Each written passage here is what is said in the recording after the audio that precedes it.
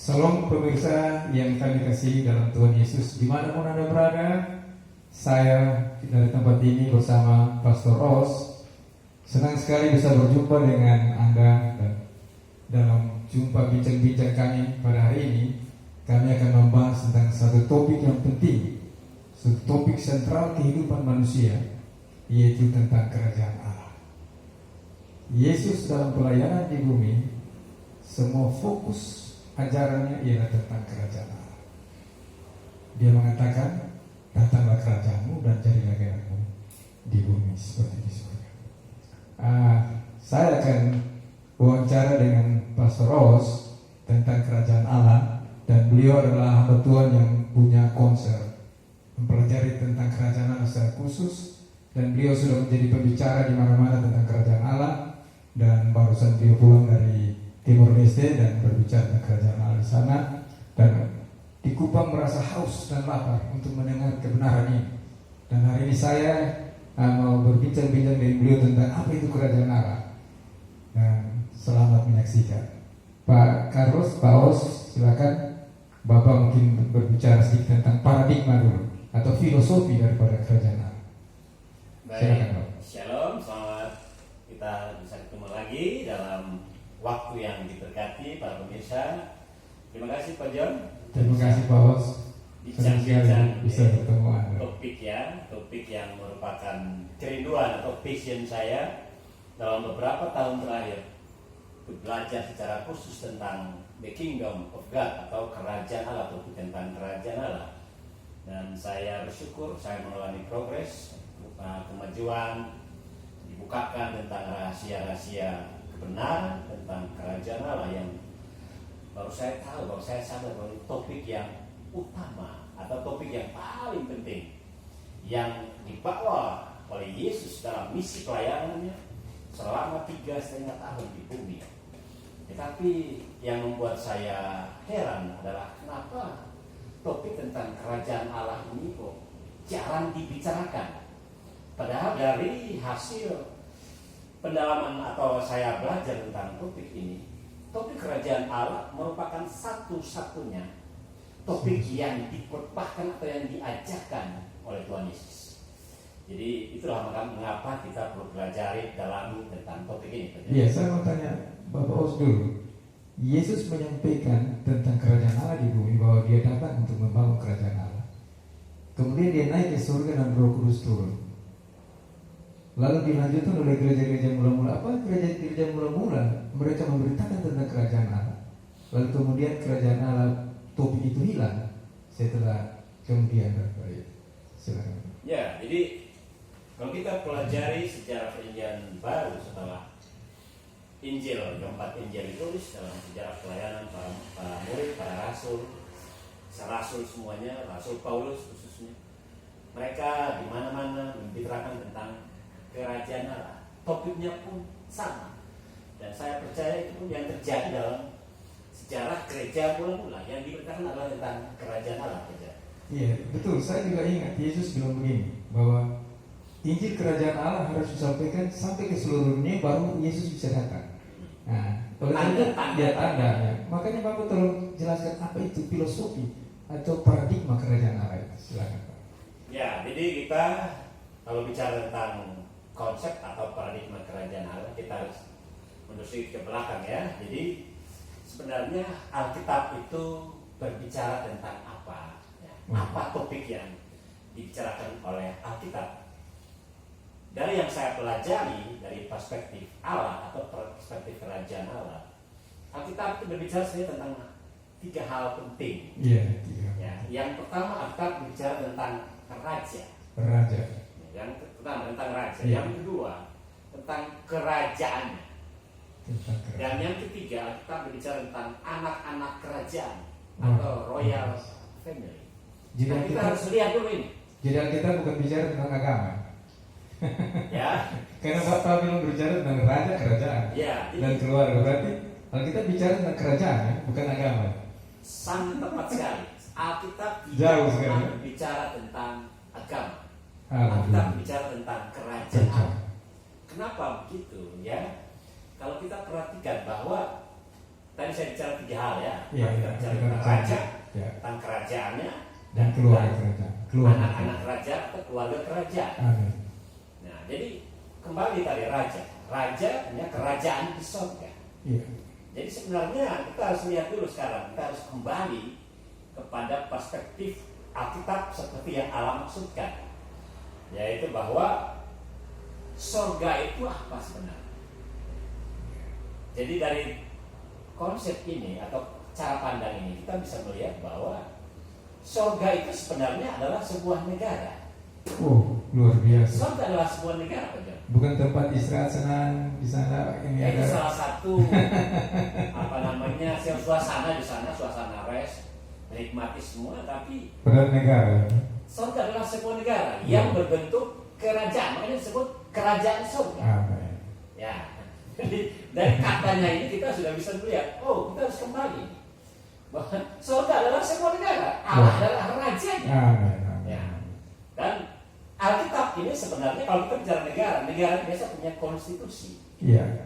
Jadi Alkitab ini kata lain sebenarnya adalah konstitusi dari kerajaan surga Amin. yang diberikan Allah kepada manusia sebagai pedoman dalam rencana Allah sejak semula untuk memperluas kerajaannya di surga. Itu datang ke bumi. Oh, jadi kerajaan Allah yang diperluas ke bumi. Ya, tepat sekali karena sebenarnya itu adalah God's ultimate goal, vision goal. Kenapa begitu? Allah punya tujuan sejak semula. Bukan kerajaan surga finish sudah. Artinya setelah kita di surga ya susut terus. Ya, kerajaan surga di mana Allah ada, tahta Allah ada. Iya. Sejak semula ya. Sejak semula terus. Bersama para malaikat. Iya, iya. Ya, Kemudian? dari malaikat memberontak kepada Allah, mereka dilemparkan dari surga, keluar dari surga. Nah, Ya. lalu Tuhan punya plan sejak awal yaitu namanya juga kerajaan. Iya. Nah, kita lihat, kita perhatikan apa terminologi kerajaan. Iya. Kerajaan itu sifat dasarnya, DNA ini adalah selalu mau memperluas Iya. area kekuasaan, Iya. koloni yang baru, menguasai tempat yang baru. Iya. Karena itu alam menciptakan bumi, ya. Semua alam semesta, bumilah yang bisa ditempati oleh manusia. Iya, iya. Alam menciptakan manusia, Kejadian 1:26 sampai 28. Menciptakan manusia serupa dan segambar dengan Allah, supaya mereka berkuasa di bumi. Iya. Jadi bumi adalah koloni daripada surga. Ya, perluasan Perluasan kerajaan surga kerajaan surga yang dia di di koloni surga. Oh, cikal itu dan cikal bakar awal kerajaan Iya, Allah. itu rencana sejak semula. Iya, terus Ya. Pak, silakan. Nah, jadi apa namanya? Allah menciptakan manusia, tujuan Allah menciptakan manusia supaya mereka berkuasa. Iya. Berkuasa di sini artinya supaya manusia itu mengatur bumi. Memerintah. Manusia mengelola bumi. Manusia memerintah, memanage bumi sesuai dengan apa yang Allah rencanakan untuk bumi sebagai daerah tempat tinggal manusia. Kerajaan yang tidak kelihatan, invisible kingdom, kerajaan Allah manifestasikan dalam kerajaan yang kelihatan, yaitu bumi, di mana manusia bisa hidup atau tinggal untuk berkuasa atas semua ciptaan yang ada di bumi. Kejadian 1:26 sampai 20. Ya, berarti kerajaan Allah sudah ada.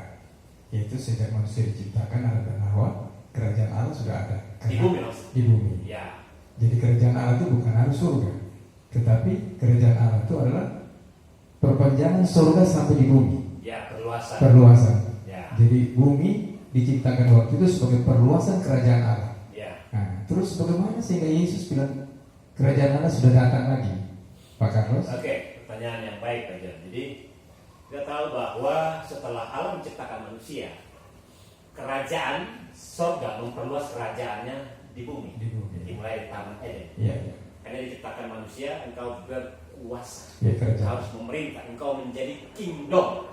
Engkau raja Adam dan Hawa dan semua keturunanmu. Engkau adalah raja king in Edomai Oh, yang memerintah atas bumi. iya.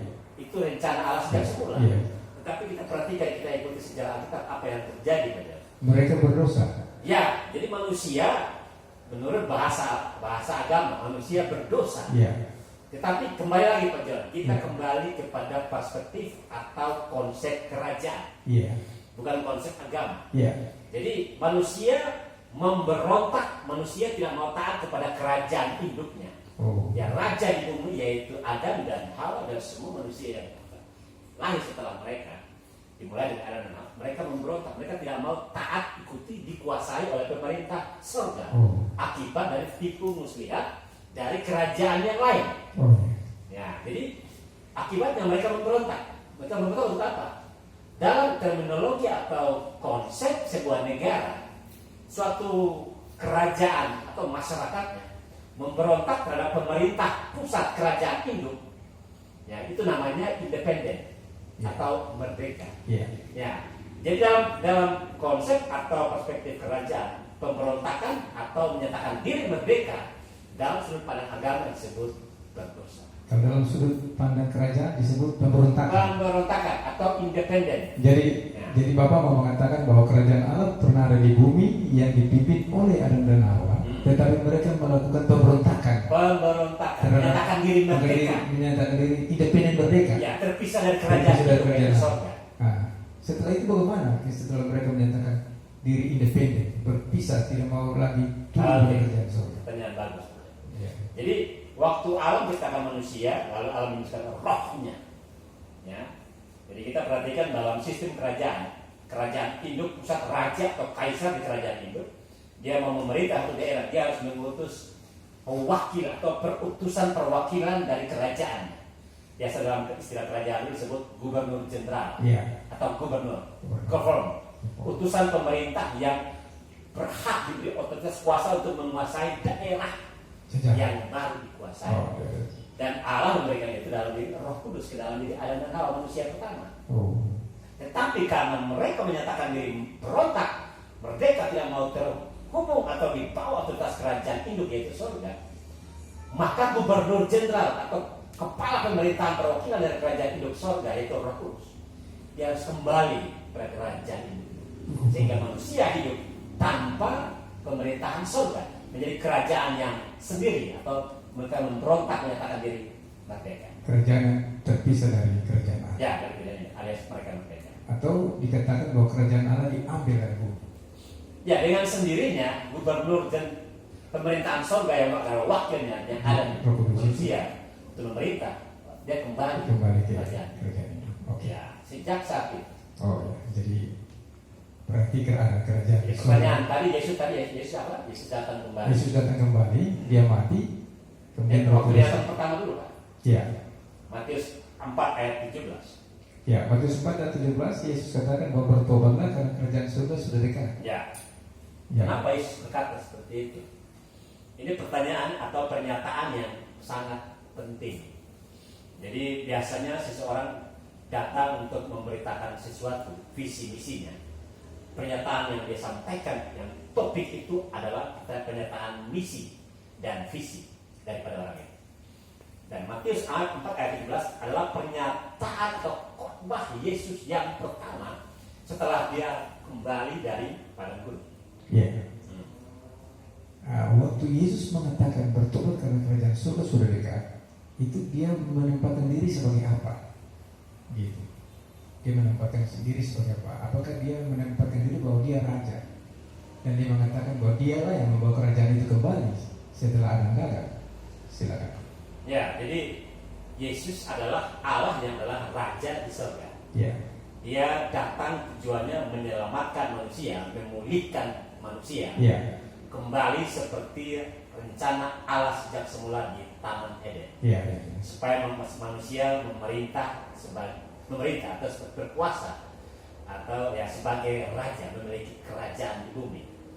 Makanya Yesus datang kembali menjadi manusia, tujuannya nanti kita akan lihat ke depan, kita akan melihat kenapa Yesus menyatakan bahwa bertobatlah sebab kerajaan Allah sudah dekat. Kenapa begitu? Karena selama ini kita lihat kata bertobat artinya berubah cara pikir, berubah pola pikir. Kita lihat bahwa bangsa Israel pada masa itu, ya pada masa Yesus datang itu, semua mengharapkan kedatangan Mesias. Mereka menanti, mereka menunggu, dan mereka tidak tahu bahwa Yesus pada waktu dia datang itu dia adalah Mesias yang dinantikan. Sehingga dia perlu menyatakan bertobat, artinya berubahlah pola pikirmu. Iya. Bahwa kerajaan sorga itu bukan nanti akan datang, tapi kerajaan sorga itu sudah datang hari ini. Sudah datang. Sejak Yesus Then, because the kingdom of God is at hand, atau the kingdom of God has arrived, sudah tiba. Sejak kapan dia sudah tiba? Sejak Yesus ada bersama mereka. Dia adalah Raja Surga yang datang untuk menyatakan kerajaan Allah sudah datang. Oke. Baru katakan bahwa kerajaan Allah sudah datang sejak Yesus ada di bumi. Ya. Tetapi Yesus sekarang sudah di surga. Siapa yang meneruskan kerajaan Allah itu di bumi? Oke. Nah, jadi bagaimana melaksanakan misi yang Tuhan katakan bahwa kerajaan Allah harus sekarang sudah ada di bumi? Nah, jadi kalau kita perhatikan baik ya, sejak Yesus datang itu, dia sudah memberitakan tentang kedatangan kerajaan Allah. Ya, kerajaan Allah itu kata lainnya apa? Iya. Jadi kerajaan Allah kata lainnya pemerintahan Allah. Amin. Jadi pemerintahan Allah yang di surga Iya. sekarang sudah datang kembali ke Bumi. yang tadinya lewat manusia pertama. Ya, ada. Tapi sudah Kan. angkat kembali. Ya. Setelah Yesus datang bawa misi itu kembali. Kembali lagi. Kembalikan pemerintahan Allah, surga mau kembali menguasai. Jadi kata lain dari kerajaan Allah adalah pemerintahan Allah. Nah, sejak Yesus lakukan, dia memberitakan tentang kerajaan Allah sudah datang. Sejak saat itu, semua khotbah Yesus, semua pemberitaan Yesus, dia selalu berbicara tentang kedatangan kerajaan Allah. Iya. Ya, bahkan di dalam Lukas 4 ayat 43, 44 kita baca dulu supaya menjadi jelas ya. Lukas 4 ayat 43 44. Lukas berapa? 4, Lukas pasal 4. Ayat 33. 43, 44.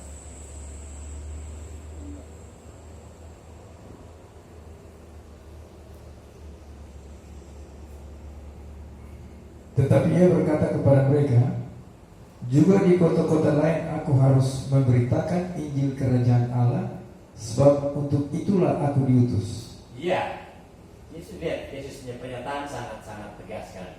Sebab untuk itulah aku Diutus. Untuk apa? Memberitakan tentang kerajaan Allah. Ya. Ya, Ya, jadi Yesus datang untuk memberitakan bahwa kerajaan Allah itu misi dia. itu misi Yesus. Nah, sekarang misinya bagaimana? Kan Yesus sudah naik ke surga. Misinya bagaimana sekarang? Ya, misinya makanya setelah Yesus selesaikan semua tugas ya. Jadi kembali ke topik yang utama bahwa Yesus datang itu untuk menyatakan kerajaan Allah sudah datang. Sudah datang. Dan caranya atau proyeknya, caranya itu dengan kematian dia di atas kayu salib. Ya. Salib itu bukan tujuan. Salib adalah cara supaya kerajaan Allah hadir kembali di bumi. Ya, makanya setelah Yesus naik ke surga, sebelum dia naik ke surga, dia menghembuskan kepada murid katakan, terimalah Roh Kudus. Jadi berkata kepada mereka, tunggulah di kota ini sampai engkau diperlengkapi dengan kuasa dari tempat yang maha tinggi. Sejak Roh Kudus dicurahkan pada hari Pentakosta, sejak hari itulah kerajaan Allah datang di bumi. Dan sebenarnya yang menjadi tugas selanjutnya daripada Yesus adalah gereja. Ya, gereja. Ya, eklesia. Oke, baik. Terima kasih Pak Carlos. Ini luar biasa ya, sesuatu yang menarik. Kalau seandainya gereja melanjutkan misi kerajaan Allah, berarti pemberitaan gereja selalu menyampaikan tentang kerajaan Allah. Tetapi hampir tiap minggu kita tidak pernah dengar tentang kerajaan Allah. Nah, padahal kerajaan Allah adalah kelanjutan misi yang Tuhan berikan kepada gereja. Nah, menurut Pak Carlos sebaiknya bagaimana? Karena kita sudah terkesan seperti agama. Nah, gereja sudah hanya urus ibadah, urus kolekte, ya taruhlah begitu, urus Natal, urus ini perayaan dan sebagainya. Nah, tetapi kelihatan kalau gereja mengurus kerajaan Allah itu seperti bagaimana, Pak? Ya, jadi kalau kita perhatikan sejarah Jadi pertanyaan di awal bahwa apa yang diberitakan oleh murid-murid setelah Yesus naik ke surga, yang kita pelajari dalam kisah Rasul semua, Paulus dan semua murid memberitakan tentang kerajaan Allah. Tapi dalam perjalanan sejarah, ya setelah gereja masuk terjebak dalam agama, ya makanya gereja itu bukan lembaga agama. Kalau kita lihat kembali ke konteks yang sebenarnya, gereja itu bukan lembaga agama. Gereja itu adalah lembaga negara atau lembaga politik dari sebuah negara. Kembali ke tadi, negara surga, kerajaan surga. Jadi gereja adalah perwakilan kerajaan surga yang ada di bumi. Pak, jadi gereja adalah kingdom embassy atau Kingdom kingdom embassy. representatif, perwakilan kerajaan surga yang ada di bumi. Makanya Yesus berkata kepada murid-muridnya berdua dalam doa berkat, Ya. datanglah kerajaanmu. Ya. Kita kan Bapa kami yang di mana? Bapa kami yang di surga. Di surga. Iya. Ya. Tahta tempatnya di kerajaannya di surga. Di surga. Datanglah kerajaanmu. Jadilah kehendakmu di bumi seperti di Ya, surga. kerajaanmu harus datang di Bumi. bumi. Jadi surga itu turun ke Ke bumi. bumi. Haleluya. Kerajaannya, kehendaknya, pengaruhnya, pemerintahannya harus jadi di bumi. Ya. Ya, itu yang disampaikan. Ya, saya ingat gereja mula-mula. Mereka mendemonstrasikan kerajaan Kuasa Allah. kerajaan. Kuasa kerajaan Allah. Orang mati dibangkitkan, orang lumpuh berjalan, orang buta melihat. Ya, lalu kenapa hilang? Nah, kemudian Rasul Paulus melakukan mujizat secara luar biasa di Efesus, dan dalam tempo hanya 2 tahun seluruh Asia kecil mendengar itu. Ya, Hanya dengan dia punya satu tangan, dia punya kain yang pernah dipakai. tanda-tanda. Nah, tanda-tangannya begitu dahsyat, dia menunjukkan kerajaan Allah di bumi. Ya, Nah, terus kelihatannya seperti sudah biasa-biasa saja sekarang. ya. Jadi setelah gereja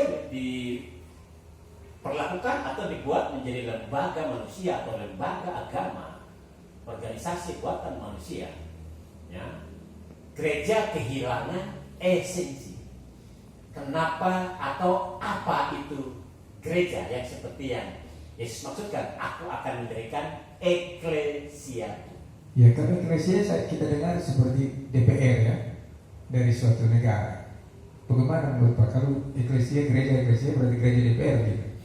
Ya, itu pemahaman yang kita diajar atau kita dengar selama ini. Iya. Itu dalam konteks negara demokrasi. Iya, negara demokrasi. Kalau kerajaan tidak Dalam demokrasi. konsep kerajaan tidak ada yang namanya itu. Oh iya. Dalam konsep kerajaan Jadi kita eklesia. menggunakan eklesia. Jadi eklesia ini itu pada zaman itu kan zaman Romawi. Iya. Kata eklesia sendiri itu adalah satu dewa yang dipilih oleh raja kaisar untuk mengeksekusi dan memanifestasikan,